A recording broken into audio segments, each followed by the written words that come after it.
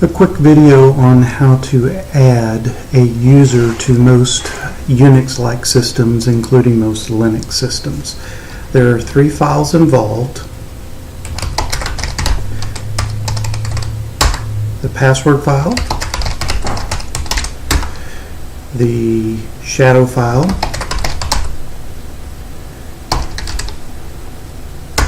and the group file.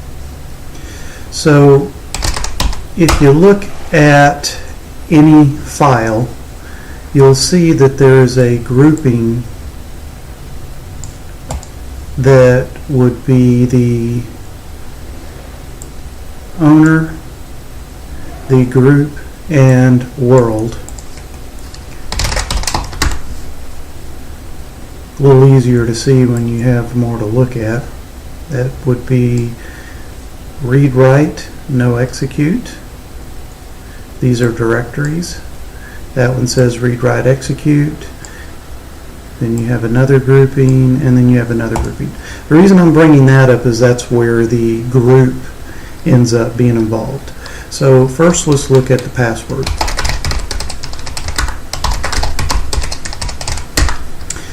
Okay, so the password will have the human understandable name, and that's where the first character is. So I'm going to take the first one and copy it down here, and then I'm going to make a user ID name. Let's call it John. So that's going to be the human name we use. Now the computers, they know everything by a number, so we have to give it a number for it to know it by. So I'm going to call it 1001. That's known as the user ID. This column here is going to be the group ID. I'm going to make it a different number just to make sure that it's clear to everybody what that means. I passed by this X. In the history of Unix, that used to be where the actual password was. However, it's not there anymore. It's been moved to the shadow file. Now we're back to here. This is free form. It can be anything.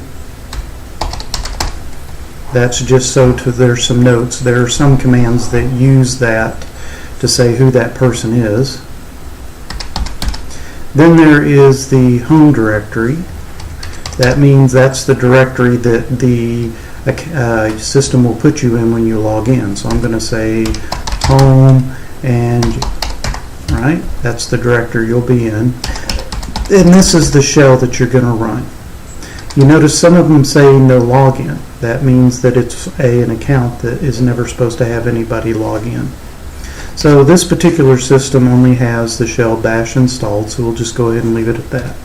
So that is the beginning of making a new user. Okay, now let's VI the shadow file. Okay, a lot of people get worried about VI in this file. It's not that big a deal. I will tell you though, if you screw it up, you won't be able to do anything. So as you can see, I screwed that one up, so I hit quit.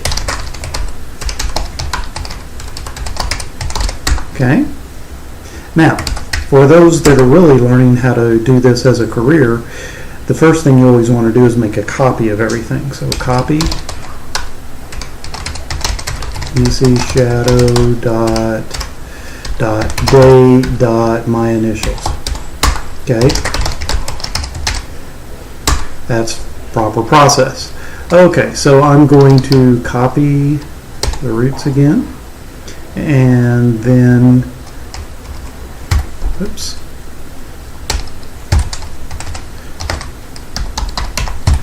Add the human name. The rest of this information, this big hash here, is actually my root's encrypted password. We're going to end up changing that. And you can do a man page on what each one of these areas are, but essentially it's password aging. I always set it to a whole bunch of 9s. That's pretty much infinite length, because I get really irritated when passwords age out on my home systems. Your company may have a policy. So I'm going to hit right quit.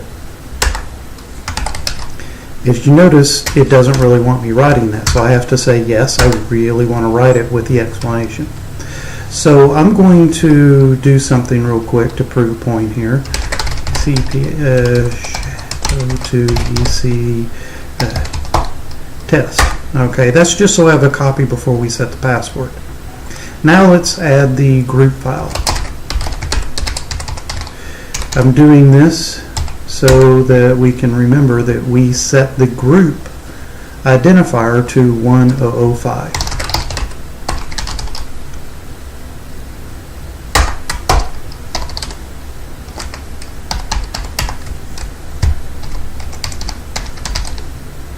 Okay, so we're just going to call that John group 1005. Okay. It's not quite as sensitive about the group as it is the shadow. Alright, so next thing we need to do is we need to make John a home directory. So mkdir/home John, and then we need to make John where he owns it. So John, you can use the numbers or the regular name. I like using the number.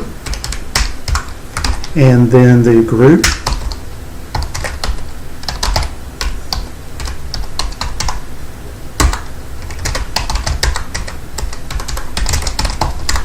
So as you can see, we have John, who now is owned by John and John Group. Let me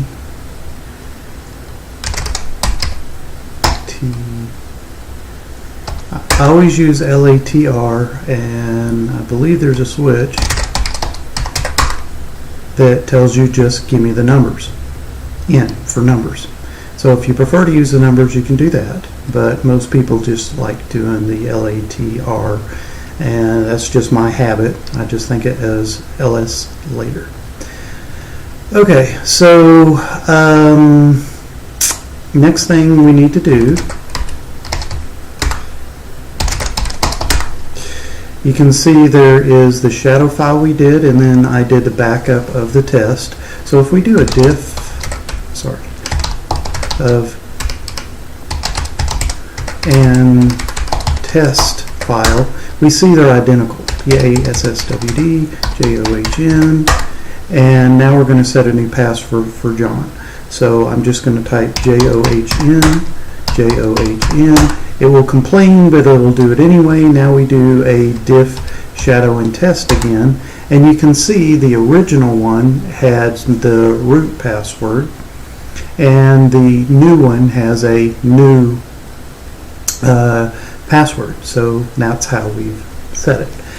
Now the way we test this is SU minus JOHN, and because I'm root, it allowed me to basically do that without prompting for a password. So what I really need to do to test this is I need to come up with a new terminal, and we need to SSH in as John. SSH myself to, and then we get JOHN, and there's our account. So we are in home John. I can touch a file, which means I can write to my own home directory. And that's really all there is to making a new account. I've been doing this for a while, so I didn't do all my normal safety things. The normal safety thing I typically do is I'll have another terminal open in as root. So if I test the shadow file and I've screwed it up, I have something that's still logged in as root, so I can go fix it and put my backup file back. Alright, that's it.